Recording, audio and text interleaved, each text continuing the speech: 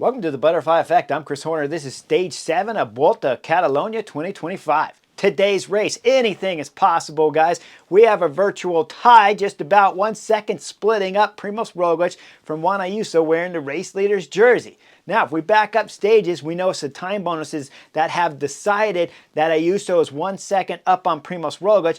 And if you back up the stages, I could show you mistake after mistake from Bora Hansgrohe in the time bonuses and at the sprint summit finish that Primoz Roglic lost to Ayuso. That explains this 1 second difference between the two riders.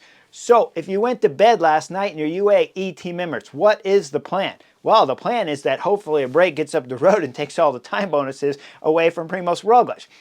If you're Bora Hansgrohe, Red Bull Bora Hansgrohe, what is your plan? The plan is simple. There's two time bonuses in the middle of the stage. One comes at about 75 and one comes on the first lap of the circuit that they'll do 6 times. So that's about 45, 50 kilometers to go. When you went to bed last night, hopefully you're talking with all your teammates from Red Bull Bora Hansgrohe and you're saying, the first time bonus, we have to keep it all together. Primoz Roglic has to steal some time bonuses so he can get himself up in the race leader's jersey.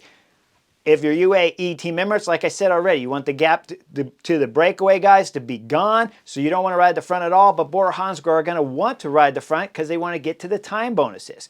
And if something happens at that time bonus, it's going to change the way the team chemistry thinks for their planning for the next time bonus. And if something happens there, it's going to change everything. So the short explanation, so we can keep this video a little bit short, Bora Hansgrohe want the points. If they take the points and they jump in the race leader's jersey, UAE team members will switch from letting brakes go to wanting to bring brakes back. If they go into the start of the circuit with 6 laps to go and Ayuso can keep any kind of lead, they're going to want the break to go. That means Bora Hansgrohe has to chase. If Bora Hansgrohe gets the race lead back from Juan Ayuso on the second time split, once they get on the circuit, that means UAE team members have to chase and keep everything together. Now, there's some problems along with all the math here because once we get onto the circuit, it's about an 8-kilometer course, 2.5-kilometer climb at just about 5%. I think it's even less, 4.5, 4.6. But that's not the real truth because the last 600-700 meters, we're talking about 15 to 19% sections all the way up to the summit on Mount Juic. So the climb is going to be incredibly difficult, especially near the summit. It dips in the middle of it. That's why the average looks kind of soft. So keep in mind that if, as the jerseys switch hands back and forth throughout the stage, if that was to happen, then teams will have to change their tactic dramatically. And if everything's tied after the second time bonus, I don't know what anything's going to be decided then, because then it's going to be on stage placings. So you could give the stage race away to the breakaway, but you want a lot of guys in the peloton still with you so you can get some stage placings to possibly decide today's race. Now keep all that in mind. It's chaos. Then keep in mind that 3rd and 4th on the general classification, Enric Mas at about 21 seconds and 22 seconds would be Mikel Landa. Those guys should want some time bonuses and should want to keep time bonuses away from Primoz Roglic and from Ayuso because at 21 and 22 seconds back on the general classification, they could still win. They can take time bonuses. They can win the stage with a little bit of a gap in a 10-second time bonus, and they can win the general classification here at the Vuelta a Catalunya. So everything should be possible when you went to bed. Top it off to throw in the mix. KOM jerseys are up for grabs. Sprint jerseys are still up for grabs. Team classification, I don't know about that. I don't care about team classification. And youth jersey, well, Juan Ayuso's holding that right now. But we got other guys wearing it like Lenny Martinez. So let's get into the stage. As it started, it was an early wake up. I didn't wake up early. I still woke up at about 6:30, my normal time, because it actually, if you're on the West Coast, it's 2:15 a.m. So that's why I'm bringing it to you guys much later after the stage finishes. As the cameras come on, we look at it. We see that, of course, UAE team members is not on the front and Bora Hansgrohe are on the front because they got to make up 1 second. So as they're coming into the sprint line competition, there's a couple roundabouts. The peloton's all strung out. They come out of the last of the 2 roundabouts, and Primoz Roglic wins the sprint points competition and gains 3 seconds. Then, to top it off, Nico Dens gets second and Ayuso gets third, so he only gains 1 second. That's a 2-second swing. That means Primoz Roglic, Red Bull Bora Hansgrohe, is in the race leader's jersey by 1 second over Ayuso. It just flipped. Now the strategy, as I explained to you earlier while you're watching this with UAE team members right in the front, they got to flip to plan B now. Okay, as they flip to plan B, that means they need to keep the peloton all together. They need to get into the six laps to go, and then Ayuso has to win at the sprint line competition point line there so that he can get time back on Primož Roglič, or it's going to start turning into a nightmare scenario for Ayuso if he wants to win the general classification here at Catalonia. As UAE team members are driving it through the small towns, and then we get back out on the wide roads, they're going full gas, and now it starts getting nervous. It's curb-to-curb fighting because there's going to be some zigzags coming up in the right turn.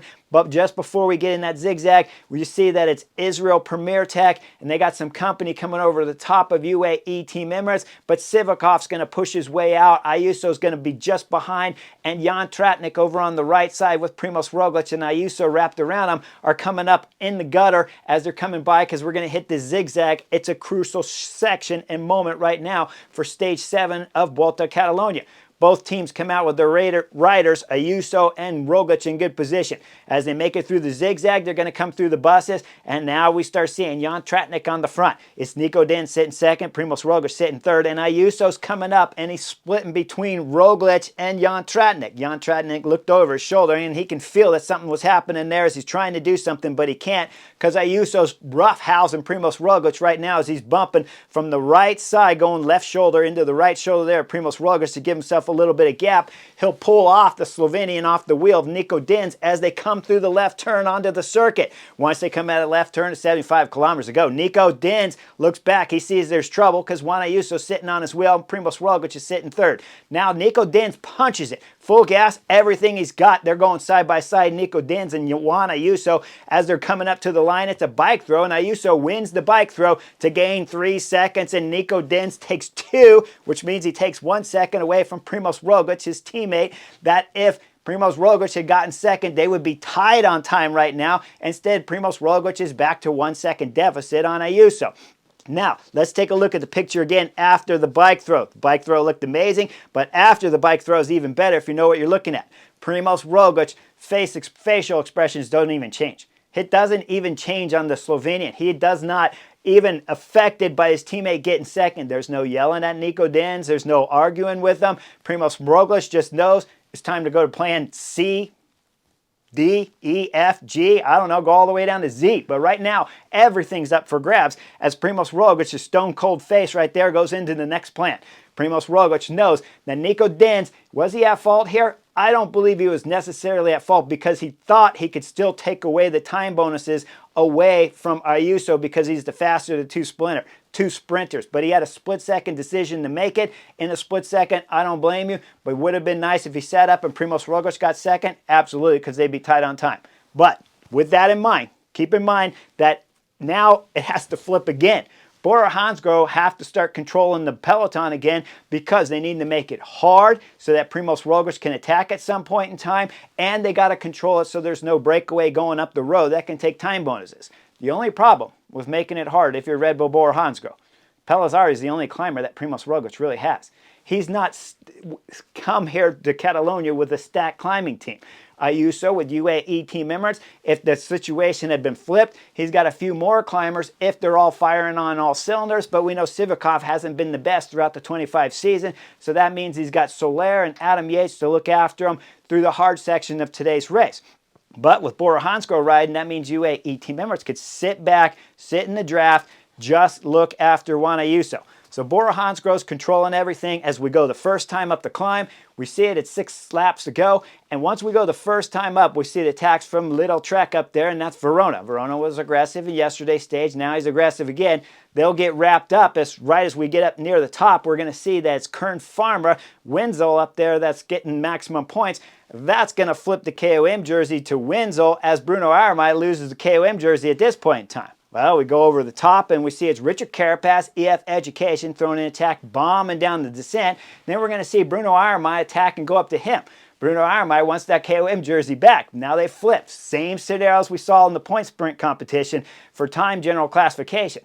The only question I have when we go back to that first sprint and that second sprint, where was Landa's SHOWDOWN Quick-Step team and where was Moss's Movistar team?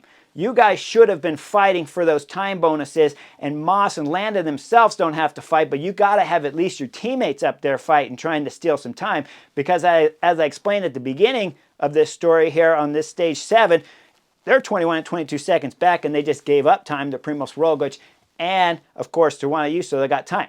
So Bora Hansgrohe's bringing everything back together on the 5th lap. We go in the 4th lap, status quo, Bora Hansgrohe still on the front. There's details I've left out all over the place, but we don't have time to cover that. We're going to go into the 3rd lap. As we go into the 3rd lap, Bora Hansgrohe's on the front. They're driving it like crazy, and we go up to about 500, 600 meters to go up the climb. We see Primoz Roglic has come to the top. Juan Ayuso is a little bit out of position as Primoz Roglic is at the front of the peloton. Throughout all the earlier laps here on Mount Juic, Bora Hansgrohe have been setting the pace as hard as they possibly can, because that's the only option left when it's an 88-kilometer stage. So Primoz Roglic is at the front, 3 laps to go. We're talking about just about around 20 kilometers to go. Primoz Roglic is up there. Ayuso's a little bit out of position. I'll call him about 5th or 6th as Primoz Roglic keeps looking back over his shoulder while he's on the front of the peloton. He starts accelerating, stringing the peloton out just a little bit more. He's got Egan Bernal. We got Laurens de Plus behind Egan Bernal, and then Ayuso starts moving up slowly. As he's moving up slowly, Primoz Roglic is starting to pick the pace up, and Ayuso moves up to 3rd position just behind Egan Bernal. Behind though, there starts to be a split behind the 4 riders up there, and we'll see Moss has to start closing that split with Lenny Martinez on his wheel. As we come into about 375 meters to go, Primoz Roglic hits it hard, and he's accelerating when we're talking 19% sections on Montjuic. As he's accelerating, Egan Bernal's there. We see that the race leader's jersey, Ayuso's there, and then we see De Plus is sitting 4th, and Enric Mas and Lenny Martinez are starting to attach to the back. We look further back, there's a gap back there to the rest of the GC favorites as Primoz Roglic is throwing in hard on the pedals right now. They're nearing the top, coming up to 200 meters, 150 meters to go. Primoz Roglic still on the front. Egan Bernal still locked solidly on. We come up to the summit where it's a right turn at the summit to start the descent, and we see Egan Bernal starts to blow as Primoz Roglic is hitting on the pedals, and we're talking about 2 meters to go from the right turn here. As they hit the right turn, Primoz Roglic is still accelerating. Egan Bernal blows. We see Ayuso cannot close the gap. He's blowing too, and the Slovenian's up the road going solo, dropping down the descent. As he's dropping down the descent, there's one crazy obstacle in front of him. 1, 2. It's 2 people in front of him walking across the road as the Slovenian's doing 70 kilometers an hour. Those 2 couple, they jump off onto the curb there, but they got the trash can in the way too, so they can't get completely out of the way as Primoz Roglic skirts right by him on this right side. Once Primoz Roglic skirts by them, you see the Slovenian look back over his shoulder. He's doing 70 kilometers an hour. He knows that was a close call. We go back and look at the favorites back there. They're losing time to Primoz Roglic. We'll see they're dropping down the descent with 4 or 5 riders back there of the GC favorites, but it's starting to grow to 10, 15, 17 riders, and then Simon Yates is throwing in an attack on the front. But he's got Ineos on his wheel. Then there's Enric Mas. Then it's Ayuso. Ayuso's hurting. Everybody's hurting as Simon Yates is throwing in an attack. Primoz Roglic still going solo. We see De Plus, I'll call it, Ineos up at the front. He blows and pulls off. Enric Mas does everything he can to close up to the back wheel, the Visma bike rider. As he closes up, then he sits up, pulls out, and Ayuso has to close up that gap. Every gap you got to close is complicated at this moment because we're getting almost into two laps to go here on stage 7. As Ayuso closes up the gap to Visma bike, the rider pulls off hard to the right. Ayuso's on the front. He's suffering right now, and he's watching his race leader's jersey here go up the road as Primoz Roglic is bombing down the descent and crossing the finish line with about a 15-second gap. With 2 laps to go, guys, here on stage 7, Primoz Roglic going solo. We look back there, Ayuso's getting on the radio, and then there's going to be another tack after the cameras come off Primoz Roglic because it's Quinn Simmons, yesterday's stage 6 winner from Lidl Trek. He's going up the road. He told Anthony McCrossan, today's commentator, that look out because he's going to do something big on today's stage. Well, he's got some company because we see Visma bikes. Simon Yates there latches onto the back wheel, so we got 2 riders stuck in between as we look at the peloton coming down with 2 laps to go. Primoz Roglic already passed it with about a 15-20 second gap. The 2 riders behind him are coming through, and then we look at the peloton. Who's on the front? It's the Solarism on the front, but there's no ism here because Soler's selling out big time for his teammate. The only problem is, where's Juan Ayuso? when we start fine-tuning where the pictures are coming from, Juan Ayuso's too far at the back, because once you come across the finish line, it's a right turn and the climb starts proper, with Soler throwing everything into the pedals right now, trying to do damage control with Primož Roglič going up the road.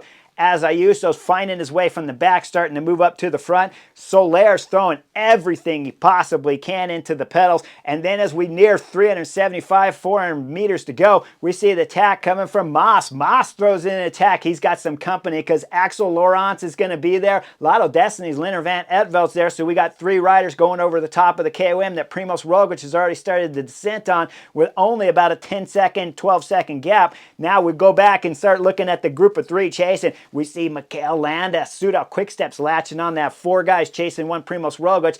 Go back to the field back there. Ayuso's on the front, but he's in trouble right now because his legs are starting to blow. Can he pull something together? The gap up to Primož Roglič is still just a nail biter away as Primož Roglič bombs down the descent and starts the next bump. He's got a lap and a half to go, just under. So the Slovenian's throwing everything into it. Leonard Van Etveld is on the front right now of the 4 riders chasing, throwing everything into it, and no one will help him out because Axel Laurens is not on general classification, I would assume. This is the only reason I can think Axel Laurens isn't pulling through. I'm guessing Mikel Landa still gassed from going over the top of the climb and chasing on the descent to get back on.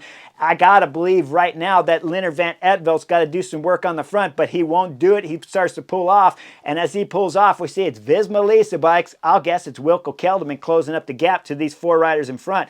Now, we still got Primož Roglič going up the road with about a 14-second gap that'll quickly turn into 20 seconds. He gets on the radio right now talking to his director sportif, wondering what's happening back there. It's chaos back there. Nothing's happening back there. As we see, it starts going wide, super wide. Ayuso's got no teammates to get on the front right now. He's done a fantastic job of trying to salvage something. But now when you see the peloton going wide back there, you know Primož Roglič is gaining some time. He comes into 1 lap to go. The bell lap is ringing like crazy. He's got an 18-second gap on everyone chasing behind. But who's on the front of the peloton back there? It's Adam Yates. Adam Yates is riding on the front of the peloton for UAE Team Emirates. His brother was attacking early. Now it's time for Adam Yates to start doing some work on the front for Ayuso. As Adam Yates is drilling it going up the climb, let's back it up just a little bit before that right turn started to climb proper and see where Ayuso is. He's in bad position again. He's near the back of the peloton as they came through with 1 lap to go. Now you fast forward and understand that's from the speed up there of Adam Yates drilling it like crazy. And we finally find Ayuso in the peloton. You see him reaching in the back of his pocket with 1 lap to go. I can assume right now he's either dropping everything out of his pocket or he's getting ready to bonk and he needs as much calories as he possibly can. That's the only reason you'd be reaching in your pocket at this moment when you're still out of position and your teammate's drilling it on the front of the peloton. Now, Primož Roglič is still up the road solo and the gap is still about 18, 19 seconds as Adam Yates is starting to blow. Once Adam Yates finally blows, it's 950 meters to go as the British rider's pulling off. Then you're going to see Ayuso coming up the left side as he's moving up on the left side of the peloton to get back up in the front of position because you know there's going to be some big attacks, and it does not take very long before we see Laurens de Plus throw an attack from Ineos. With the attack from Laurens de Plus, he's got some company right away as Leonard Van Etveld's on his wheel. Primož Roglič could get wrapped back up. The cameras look at Primož Roglič looking down the descent, and they're hot on his heels, certainly in sight. 8-10 second gap to Primož Roglič as Laurens de Plus and Leonard Van Etveld are blowing away from the peloton. We see Primož Roglič as he goes down the descent. They didn't show him going up over the KOM. If they did, we would have saw that Primož Roglič just got done wrapping up the KOM jersey right here with half a lap to go. Primož Roglič down the descent, like I said. Leonard Van Etveld and de Plus are coming over, like I said, 8-10 seconds behind Primož Roglič, and then the peloton's coming over there. As we see that the race leader's jersey is struggling to stay at the front. Now we drop down the descent. Primož Roglič starts the right bend. He's flying up the final bump here with just 2 kilometers to go as he crosses the top. Now as he gets to the top, there's a split in the road there. Primož Roglič stops pedaling and gets just for a second. Looks like he's hesitating whether or not if he's supposed to stay on the road or go right here. He decides to stay to the left. It's the proper way to go. So the Slovenian's still in the race lead. Behind him, de Plus and Leonard Van Etveld are still holding off the peloton. Now Juan Ayuso has to start getting on the front coming down the descent because these guys could knock him off the podium too. As we see Ayuso throwing his last gasp of effort here with just a couple K to go. Primož Roglič, though, he rounds the bend with 300 meters to go, sits up and celebrates, arms wide as he blows kisses to the fans. Then the hands go back out wide as he points to number one. Yes, you are the number one ranked rider right here at Catalonia. As you cross the line, 14 seconds behind Primož Roglič. There's a sprint. We see Leonard van Etvelt and Laurens de Plus go to the line, but Laurens de Plus to get second. Leonard van Etvelt to get third to round out the podium on today's stage. Go a few more seconds behind that. We see the peloton coming across being led by AG2R. And then you look at the back of the peloton. That's Juan Ayuso, UAE Team Emirates. That'll protect his podium here on stage 7, but he'll lose the race leader's jersey at Vuelta a Catalonia to one rider named Primož Roglič. Was number 3 on my list. Primož Roglič, I'm bumping you up to number 2 on my list over Jonas Vingegaard right now after today's ride. It was fantastic. I loved every minute of today's race. Congratulations, Primož Roglič, for winning today's stage 7 Vuelta a Catalonia and winning the general classification and taking the sprint leader's jersey and taking the KOM jersey, taking everything he can. The only thing that was left, the youth jersey goes to second place, Juan Ayuso on the general classification. Team classification goes to Team Visma Lease Bike. So when it's all said and done, Primož Roglič knows his preparation is ready to start the build up to the Giro d'Italia. He said himself he liked this week of racing, and everything seems to be coming in the right way to get himself ready for the Giro d'Italia that's just around the corner, where we see Juan Ayuso and Primož Roglič battle again at the Giro for supremacy for the pink jersey. Now, what happened to Ayuso? Guys, I couldn't tell you. Not 100%. It's a shorter stage, 88 kilometers to go. When you get onto the circuit, though, if he forgot to eat and he was bonking, something in that nature, that would explain the drop in form, because it's not just Primož Roglič that was hurting him on this stage 7 of Catalonia. It was the other guys around too. Axel Lawrence was hurting him. De Plus was hurting him. Landa was dropping him. He's getting dropped by multiple riders, so it's not just Primož Roglič going up the road and being dominant. And in fact, I would even go so far to say Primož Roglič is still not on his best form. Certainly good form for sure, like we've seen in years past when he won here at Vuelta a Catalonia against Remco Evenepoel, but not on his best form. He's going to get better. Juan Ayuso, though, when you see that he got dropped by so many riders not named Primož Roglič, means that there's a drop in the form. Normally that means he bonked throughout the stage. With half a lap to go when they're starting the climb for the last time, when he's reaching in his back pocket, could be he was bonking at that moment, or it could be that he was tossing the stuff out of his pockets, because that's a normal routine riders would do. But in this day and age, normally you don't toss your trash on the road because you get fined for that. So I gotta believe he might have been bonking at that moment, which would explain why the other riders were dropping him going up the climb. Or maybe the climb at 19% was just too steep for a guy or rider of the size, of course, of Ayuso. Because remember, we haven't really seen 19% sections and Ayuso winning big time on that type of climb yet. So maybe he's just too big. I'm going to put it down to bonking. You decide for yourself. Like and subscribe. I'll see you guys at the next race real soon for the butterfly effect.